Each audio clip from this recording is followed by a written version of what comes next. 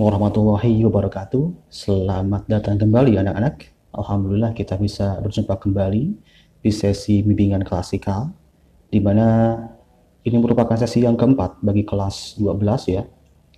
Dalam pertemuan kali ini, materi yang akan Bapak bawakan adalah mengenai profesi dan jurusan potensial di masa depan. Artinya, pembahasan kali ini kita akan banyak membahas mengenai kira-kira profesi apa saja yang bisa kalian pilih nanti, ya, kalian pilih nanti dan tentu memiliki potensi yang baik. Termasuk juga sini adalah jurusannya atau bidang studi atau pengetahuan yang perlu kalian miliki, ya, yang cukup relate dengan profesi-profesi yang nanti akan Bapak sampaikan. Oke? Nah, pemberian materi ini merupakan sebuah jawaban sebenarnya bagi teman-teman semua, bagi anak-anak semua yang mungkin masih menanyakan kira-kira profesi apa saja, kira-kira jurusan apa saja yang potensinya itu di masa depan bisa lebih baik gitu ya, atau bisa memberikan benefit yang bagus. Nah, kita di sini akan berusaha membahasnya ya. Di sini dikatakan potensi ya di masa depan. Masa depan di sini bukan berarti masa depan yang terlampau jauh ya, tapi masa depan yang sebenarnya cukup dekat dengan kita, ya artinya saat ini sampai mungkin 2, 3, atau 5 tahun ke depan, yang dimana itu merupakan waktu-waktu yang sebenarnya kalian sudah berada di posisi entah bekerja ataupun kuliah nantinya. Seperti itu ya. Jadi masa depan yang sebenarnya sudah dekat dengan kalian. Ya, kalian untuk lulus saja dari Mantega Tangerang itu hanya tinggal hitungan bulan saja ya. Jadi sebenarnya sudah sangat dekat. Jadi sehingga Bapak sajikan informasi ini supaya menambah referensi kalian semua. Oke. Nah, apa yang akan dibahas adalah mengenai menemukan ya kira-kira bidang pekerjaan apa ya dan jurusan apa yang harus diambil sebelum kita bekerja sesuai profesi yang akan kita geluti nantinya. Namun permasalahannya, ya kita lihat situasi yang ada bahwa ternyata seringkali kita mendengar isu-isu yang tidak bagus soal dunia kerja, ya dunia pekerjaan di masa depan. Contoh yang kalian lihat di slide itu mengenai berbagai macam media yang kemudian menyoroti fenomena yang terjadi saat ini dan prediksi di masa yang akan datang bahwa tenaga kerja manusia itu nantinya akan berkurang karena digantikan oleh robot misalkan, digantikan oleh kecanggihan teknologi yang jauh lebih efisien katanya ya. Seperti yang kalian lihat ini ada 10 macam pekerjaan yang akan hilang di masa depan ya. Kemudian ada industri 4.0 yang kemudian mengancam katanya keberadaan 35% profesi penting. Nah, ini menjadi sebuah ancaman bisa dibilang gitu ya, isu-isu ini. Kemudian ini juga diperkuat oleh sebuah buku, teman-teman. Namanya itu judulnya adalah The End of Work. Ini buku yang dirilis pada tahun 95. Buku ini ditulis oleh seorang ekonom, Jeremy Rifkin, yang dimana dia ini menuliskan ya dalam buku ini tentang perkembangan ekonomi di masa depan. Kira-kira akan seperti apa gitu ya. Dan di sini juga dijelaskan bahwa akan ada beberapa profesi yang kemudian digantikan oleh tenaga robot gitu ya, yang jauh lebih efisien. Ya, itu menurut buku ini ya, prediksi dari buku ini. Lalu apakah dengan prediksi-prediksi ini, dengan isu-isu ini membuat kita merasa terancam? Ya, ya sebenarnya tidak perlu terancam juga ya. Jadi kita akan bahas lagi ke slide berikutnya. Nah, bicara soal tadi berbagai macam isu yang kemudian muncul mengenai bidang pekerjaan yang akan digantikan oleh teknologi yang lebih efisien, ternyata faktanya memang saat ini ya ciri-ciri ke arah sana itu sudah ada, ya sudah ada dan ada di sekitar kita, ada dalam kehidupan kita sehari-hari. Contohnya adalah dengan Google Maps, ya Google Maps, kemudian ada Google Voice ya, Google Voice dan lain sebagainya. Nah, semua ini ya biang keladinya adalah artificial intelligence ya. Jadi fokusnya ke sana, artificial intelligence yang dimana AI ini katanya akan menggantikan peran manusia dalam berbagai macam bidang pekerjaan. Dan ini sudah ada tandanya sejak saat ini dan ada di sekitar kita, seperti Google Map misalkan. Google Map ini bisa memberitahu kita jalan alternatif yang paling cepat dan bisa menghindar kita dari jalur-jalur yang padat atau macet. Nah, ini juga sebenarnya ada peran AI di sana. Jadi kita diarahkan oleh AI. Kemudian ada Google Voice, di mana kita bisa mencari sesuatu di Google dengan perintah suara, dan kita bahkan bisa mendengarkan penjelasan langsung dari Google, ya. Dengan Google, ya, kita bisa mendengarkan langsung penjelasan dari Google Voice tersebut, dan itu seperti interaksi antara sama manusia. Ada tanya jawab. Nah, padahal yang berbicara di sana adalah sebuah sistem, sebuah AI, bukan manusia aslinya. Nah, ini juga sebuah tanda bahwa sebenarnya di kemudian hari bisa saja manusia berkomunikasi dengan robot. Nah, begitu. Kemudian dalam kegiatan kita yang mungkin dekat dengan kita, sangat dekat dengan kita, itu dengan aktivitas belanja online, seringkali kita berselancar di dunia internet dan kita menemukan rekomendasi-rekomendasi barang yang kebetulan kita sebenarnya sudah sedang mencari itu gitu ya, tapi itu direkomendasikan di website tersebut ya. Itu dikarenakan apa? Adanya AI. Jadi AI ini sangat mempelajari perilaku kita di smartphone kita. Mereka tahu kebiasaan kita seperti apa, mereka tahu keinginan kita seolah-olah gitu ya. Dan ini merupakan satu bentuk bahwa AI itu bisa jadi sebuah ancaman sebenarnya ya. Kemudian yang lainnya di sini ada call center, yang biasanya kalau kita telepon call center itu kita dibalas oleh manusia. Nah, di sini di era saat ini sudah ada call center yang kita dilayani oleh mesin, oleh AI gitu. Yang yang jawab itu adalah sebenarnya komputer, bukan manusianya. Ya, kemudian sudah ada lagi mobil autonomous, mobil yang bisa mengendarai dirinya sendiri, sehingga kita tidak perlu bersusah payah untuk bisa menggerakkan atau mengendarai mobil. Ya, dan kemudian di bidang industri juga sudah banyak perusahaan-perusahaan, terutama otomotif dan teknologi, yang sudah menggunakan robot dalam perakitan barang-barangnya atau komponen-komponennya di perusahaan tersebut. Sehingga di sini peran manusia sedikit berkurang sebenarnya saat ini.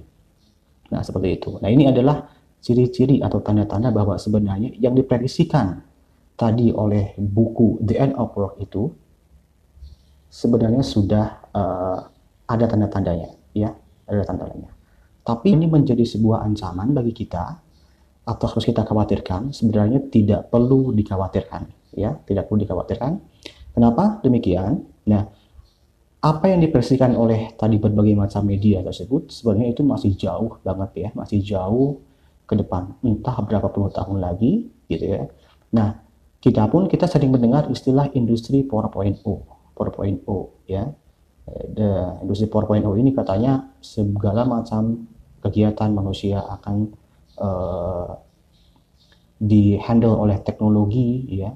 Dan sebenarnya tidak hanya teknologi saja, tapi dalam industri 4.0 ini juga harus ada peningkatan sumber daya manusianya. Sehingga tidak perlu khawatir untuk menghadapi industri 4.0 ini, karena sebenarnya bidang-bidang pekerjaan yang selama ini ada di sekitar kita itu sebenarnya masih sangat dibutuhkan. Adapun yang tadi dijelaskan di awal oleh Bapak merupakan sebuah pengetahuan saja bagi kalian, agar kalian tahu situasi yang ada dan bisa memperkirakan masa depan, seperti itu, kurang lebih itu ya. Jadi jangan terlalu memikirkan kira-kira profesi apa yang akan menghilang dan lain sebagainya, tidak dulu ya. Itu tadi hanya semacam pengetahuan saja bagi kalian. Oke.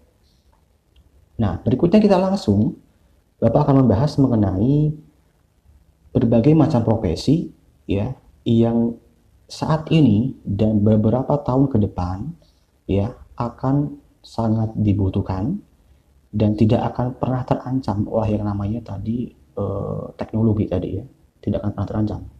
Pertama adalah praktisi medis, nah, atau tenaga medis. Tenaga medis ini banyak ya, contohnya ada dokter, ada perawat, ada apoteker, ada bidan, ada ahli gizi, ya, ada penyuluh kesehatan, dan masih banyak yang lainnya, termasuk juga psikiater atau psikolog. Itu masuk dalam praktisi medis ya, psikolog.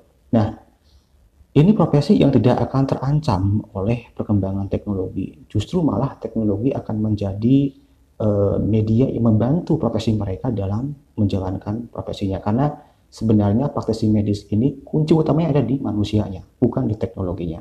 Jadi ini masih akan sangat bertahan.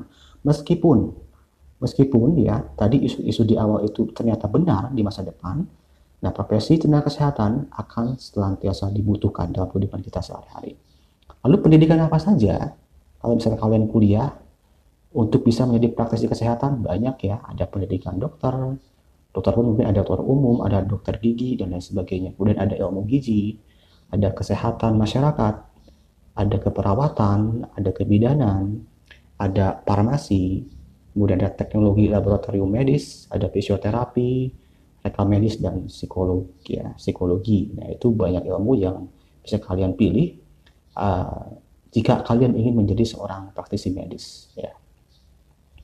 Yang kedua, ada istilah yang mungkin ini terdengar baru ya beberapa tahun ke belakang, yaitu SEO specialist ya, SEO atau Search Engine Optimization ya. Jadi SEO ini sebenarnya adalah sebuah SEO ini sebuah pekerjaan yang bisa dikatakan freelance ya, freelance.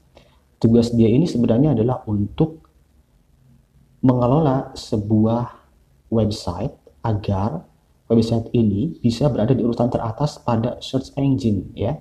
Ya, search engine itu Google misalkan ya, Google Search. Nah, itu jadi bagaimana SEO spesialis ini bisa menempatkan website ini di urutan teratas ketika seseorang memasukkan satu keyword tertentu di search engine ya. Contohnya bagaimana? Contohnya e-commerce ya, tahu e-commerce ya, atau ini ya, aplikasi belanja online seperti Bukalapak atau Tokopedia dan lain sebagainya. Nah, itu merupakan menggunakan jasa SEO spesialis agar websitenya ini bisa dia berada di urutan teratas gitu ya, di urutan teratas di Google ya, urutan teratas Google. Jadi ketika kalian misalkan ketik keyword di Google Search misalkan belanja online, maka website tadi akan langsung muncul di urutan halaman pertama. Nah, itu adalah ada peran SEO spesialis. Jadi itu. Nah, kemudian untuk menjadi SEO spesialis ini sebenarnya tidak membutuhkan pendidikan formal pun bisa. Artinya otodidak pun sebenarnya kalian bisa. Nah, cuma ada 3 bidang yang harus kalian kuasai di sini. Ada IT-nya, ya, bidang IT-nya, karena kalian menjadi SEO spesialis ini harus mempelajari algoritma Google misalkan. Dipelajari, harus paham. Dan harus paham juga bagaimana menghandle-nya gitu ya. Nah, kemudian ada ilmu marketingnya pun harus punya. Ya, kemudian ada ilmu bisnisnya harus punya. Nah, jadi SEO spesialis ini sebenarnya bukan profesi yang tetap ya. Bisa dibilang ini hanya freelance, tetapi memang membutuhkan skill khusus. Ya, membutuhkan skill khusus, dan ini sebenarnya dibutuhkan oleh perusahaan ya. Perusahaan untuk tadi mengelola websitenya agar bisa berada di urutan teratas pencarian Google dan mungkin search engine yang lain gitu ya.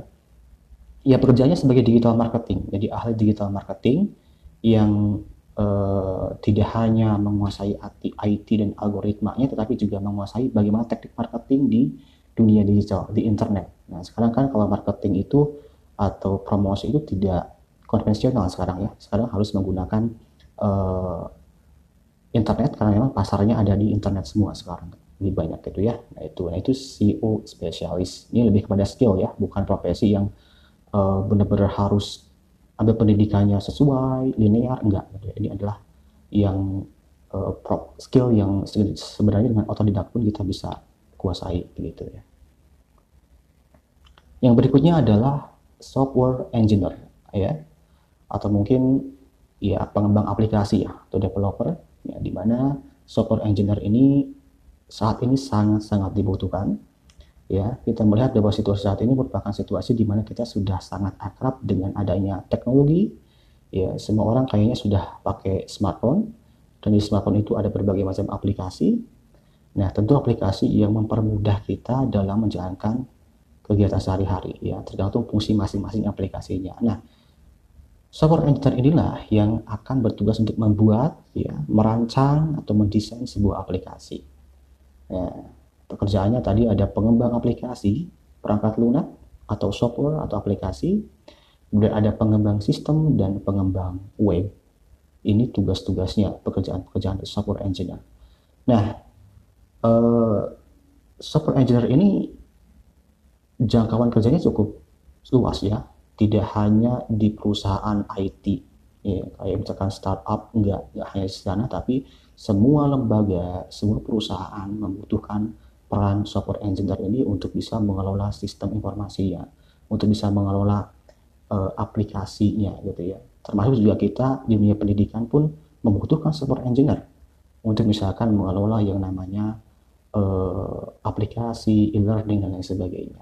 Nah, untuk menjadi seorang software engineer, untuk menjadi seorang developer aplikasi, ya kita harus uh, menjalankan pendidikan secara formal ya dengan jurusan-jurusan sebagai berikut.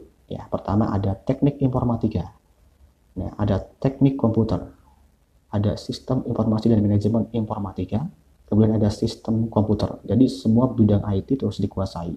Ya, terutama adalah kemampuan untuk membuat atau kemampuan untuk membuat aplikasi dengan bahasa pemrograman gitu ya, dengan bahasa pemrograman atau bisa programming lah kalau kita sebutkan gitu ya. Nah, ini software engineer. Berikutnya, nah ini ada berikutnya mengenai ahli konstruksi dan teknik. Ini juga sebuah bidang pekerjaan yang akan sangat dibutuhkan dan tetap akan sangat dibutuhkan walaupun teknologi itu semakin canggih, tapi peran dari ahli konstruksi dan teknisi ini sangat-sangat dibutuhkan, ya, sangat-sangat dibutuhkan. Nah, pekerjaannya ini apa saja? Ada konsultan properti. Ya, properti itu apa? Properti itu misalkan apartemen, ya, rumah, perkantoran itu properti. Jadi kemudian ada kontraktor, ya, yang tugasnya adalah membuat proyek-proyek pembangunan, ya, baik itu infrastruktur maupun bangunan. Kemudian ada R&D atau Research and Development. Ya, R&D ini artinya bagaimana ahli-ahli konstruksi ini atau teknisi-teknisi ini atau insinyur-insinyur ini bisa menciptakan sebuah bangunan atau membangun sebuah bangunan atau menciptakan sebuah infrastruktur yang efisien misalkan kita bisa membangun sebuah rumah yang bisa mengakomodir semua kebutuhan tapi dengan budget yang rendah. Nah, nanti itu ada proses R&D ya, R&D ada research and development gitu. Kemudian pekerjaan berikutnya adalah perencana dan pengembang perumahan. Ya, itu pekerjaan berikutnya. Dan ada tentu saja ada arsitek. Nah, ada arsitek. Nah, ini beberapa pekerjaan-pekerjaan dari ahli konstruksi. Nah, ahli konstruksi ini tetap dibutuhkan, ya. Tidak peduli dunia ini mau semaju apa, tetap dibutuhkan karena yang namanya infrastruktur bangunan itu perlu adanya pemeliharaan. Tiap hari ada pemeliharaan. Setelah pemeliharaan pun ketika umur dari bangunan ini sudah tidak layak lagi akan dibangun kembali. Jadi ini terus akan terjadi, tidak akan pernah berhenti. Jadi ahli konstruksi ini memang memiliki peran dalam kehidupan kita sehari-hari. Pendidikan yang bisa diambil untuk kita bisa menjadi ahli konstruksi adalah ada pertama teknik perencanaan wilayah dan kota. Kemudian ada jurusan teknik sipil. Ya, kemudian ada arsitektur, kemudian ada konstruksi. Nah, ini beberapa pendidikan dan mungkin masih banyak lagi jurusan pendidikan yang lainnya yang bisa menghantarkan kita untuk bisa menjadi ahli konstruksi. Ya, seperti itu. Yang berikutnya ada istilahnya data analis. Ya, data analis ini adalah sebuah profesi di mana tugasnya itu adalah mengelola sebuah data dan melaporkan data tersebut kepada pihak yang membutuhkan, ya, dan laporan tersebut harus bisa dipahami oleh orang lain, oleh penerima data. Jadi ini berkutat dengan masalah data. Nah, data analis ini bukan pekerjaan yang tunggal, tidak ya. Data analis ini artinya masih adalah mencakup berbagai macam bidang pekerjaan. Ada data scientist misalkan pertama, ya. Data scientist artinya ini berkaitan dengan pengolahan data riset penelitian gitu ya. Nah, yang kedua ada market research. Nah, ini mengolah data, bagaimana data itu diolah, dikelola, kemudian menghasilkan gambaran potensi pasar misalkan, potensi pasar di sebuah wilayah, ya. ya sebuah wilayah, kemudian menentukan juga strategi pemasarannya. Nah, ini market research. Tujuannya ini adalah sebenarnya agar perusahaan itu bisa memasarkan produknya dengan dengan baik gitu ya, sesuai dengan data yang ada. Ya, jadi ini berkaitan dengan marketing, data analisnya ini. Nah, yang berikutnya ada ahli statistik. Statistik dibutuhkan dalam berbagai macam bidang ya, statistik. Kemudian ada aktuaris. Aktuaris ini juga menjadi bagian dari data analis. Nah, aktuaris ini apa? Mungkin terdengar masih asing ya. Aktuaris ini sebenarnya tugasnya adalah untuk memprediksi resiko di masa depan. Jadi misalkan ada sebuah bisnis, ya, sebuah perusahaan. Nah, perusahaan ini pengen agar bisnisnya ini selama beberapa tahun ke depan itu terhindar dari resiko atau tetap bisa berjalan walaupun resiko itu ada. Nah, mereka menggunakan jasa aktuaris untuk menganalisa, memprediksi atau bisa mungkin istilahnya meramal ya, meramal di masa depan kira-kira perusahaan ini ya supaya tetap stay, tetap jalan harus harus diapakan gitu ya. Kira strateginya bagaimana gitu ya, dan bagaimana cara menghandle resiko-resiko yang muncul selama perusahaan ini berjalan. Yaitu tugas aktuaris.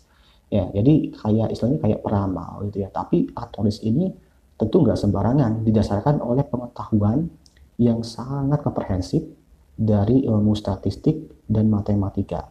Ya, jadi nggak sembarangan untuk menjadi aktuaris ini. Dan aktuaris ini menjadi satu profesi yang masih sedikit profesinya, jadi kesempatannya masih besar. Makanya aktuaris ini menjadi satu jurusan yang paling banyak diminati, terutama di Universitas Indonesia saat ini ya.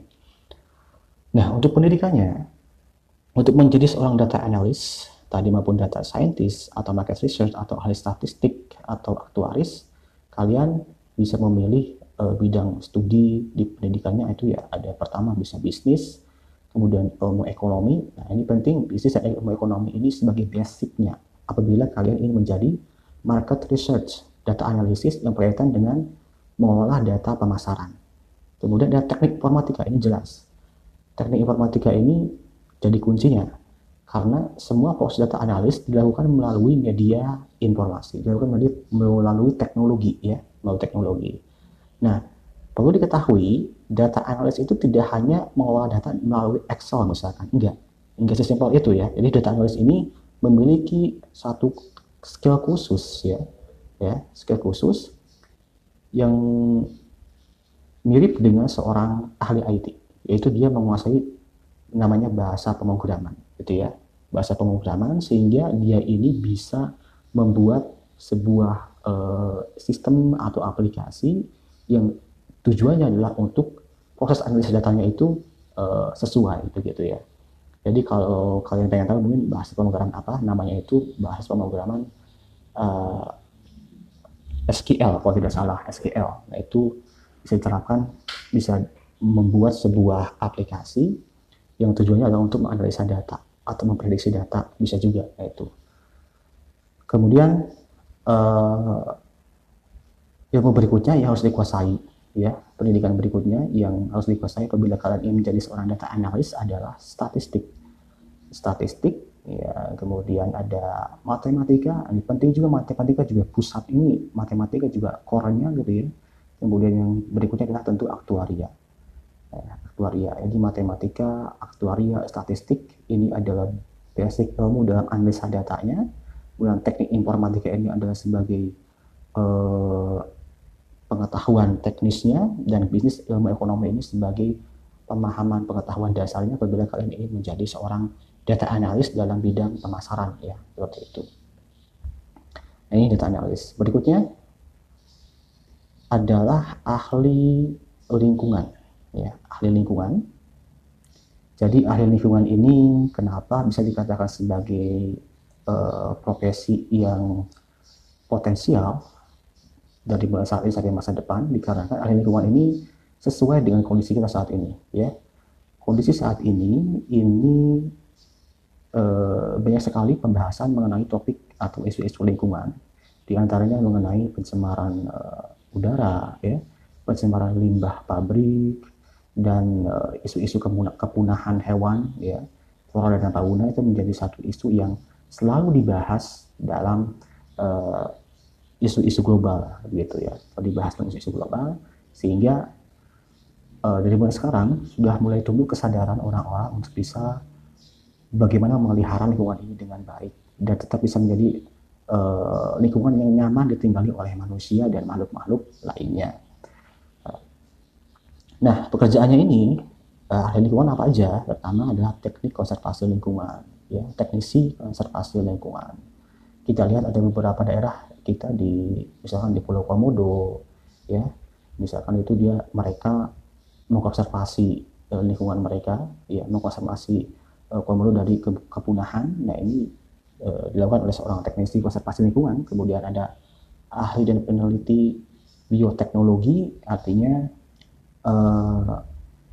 ahli-ahli ini bertugas untuk bisa memanfaatkan flora dan fauna lingkungan kita dengan baik tanpa merusak lingkungan tersebut, begitu ya. Yaitu ahli bioteknologi. Kemudian ada peneliti dan teknisi kimia. Ini erat kaitannya dengan menganalisa dampak lingkungan. Jadi ada perusahaan, misalkan perusahaan ini ingin membangun sebuah pabrik. Nah, ini harus dianalisa dulu nih, apakah ini akan mencemari lingkungan sekitarnya, limbahnya akan dibuang kemana. Ini perlu adanya pemahaman, ya, pemahaman soal teknis kimia, ya. Jadi jangan sampai limbah-limbah kimia ini tidak diolah terlebih dahulu kemudian langsung artinya mencemari lingkungan sekitarnya. Nah, ini peneliti dan teknisi kimia.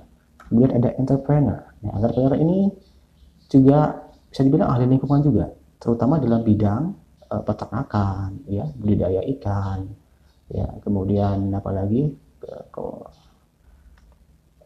perkebunan. Nah, ini entrepreneur juga menjadi salah satu ahli lingkungan juga. Nah, itu.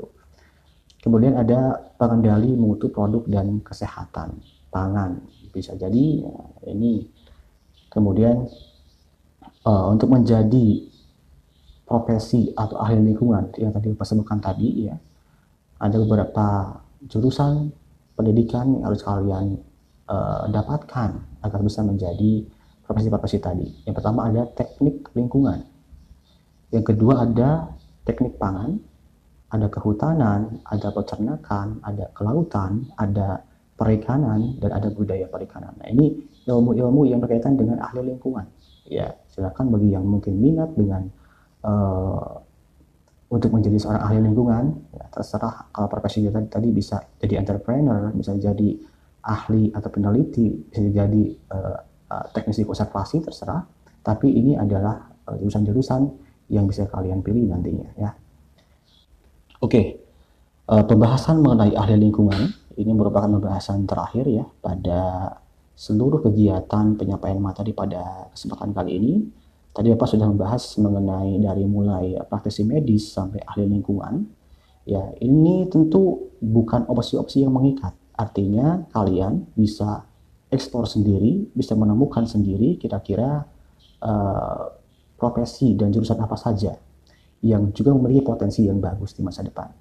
Nah, materi ini sebenarnya sekaligus menjawab pertanyaan yang sering kali muncul, ya, selalu mengatakan bahwa kira-kira jurusan apakah yang paling prospeknya itu paling bagus. Dan Bapak akan menjawab bahwa semua jurusan di perguruan tinggi itu memiliki prospek yang bagus semuanya. Kenapa? Karena setiap perguruan tinggi sudah menyediakan itu yang didasarkan pada kebutuhan ilmu pengetahuan, ya, kebutuhan ilmu pengetahuan. Kenapa perguruan tinggi mengadakan ilmu akuntansi? Karena memang akuntansi masih sangat dibutuhkan, ya, seperti itu contohnya. Jadi tidak perlu memang khawatirkan prospek sebuah jurusan, sebuah program studi, karena sesungguhnya, ya, kesuksesan kalian untuk bisa meraih profesi kalian yang sudah kalian impikan itu tergantung pada kemampuan kalian masing-masing. Ini tergantung pada usaha kalian masing-masing. Seperti itu. Nah, jadi mungkin sekian yang bisa Bapak sampaikan pada kesempatan kali ini. Ya, mudah-mudahan apa yang Bapak sampaikan bisa bermanfaat bagi kalian.